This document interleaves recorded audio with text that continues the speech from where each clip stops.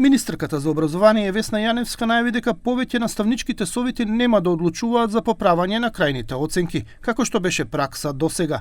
Новиот модел предвидува дека ученикот кој смета дека неправедно добил пониска оценка, ќе има право да поднесе приговор и да биде испрашан од комисија. Станува збор за оние ученици на кои, има сите му се петки, има една четворка. Тогаш вообичаено наставничкиот совет ја поправа четворката да стане петка и детето да стане скроз одлично. Така. Сега тоа го нема. Детето има право да вложи приговор и да рече, јас цела година учев, има петка, четворка, тројка, не знам како, цела година учев и сметам дека мојата крајна оценка треба да е петка. Комисијата треба да го испраша на целиот материјал.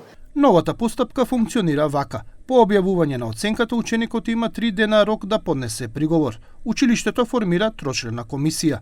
Ученикот полага на целиот годишен материјал.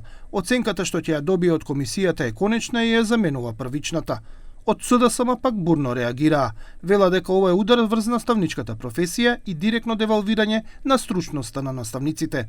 Ја доведува во прашањето и нивната стручност, тврдејќи дека не знаат да оценува и тури најавува дека ќе им го одземе правото на наставничките совети да го утврдуваат устегот на учениците, што е спротивно за закон.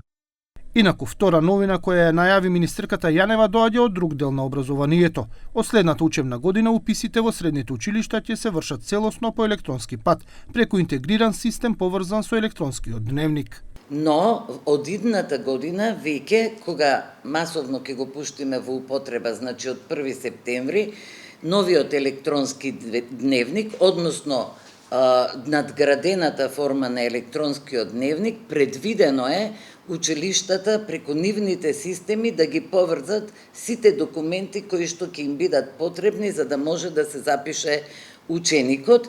Тоа значи дека родителите и учениците ќе се пријавуваат електронски, а сите потребни документи, како сведителства, дипломи и изводи, ќе се повлекуваат автоматски од системот. Со ова се елиминира потребата за носење документи лично, како и можноста да се аплицира истовремено во повеќе училишта.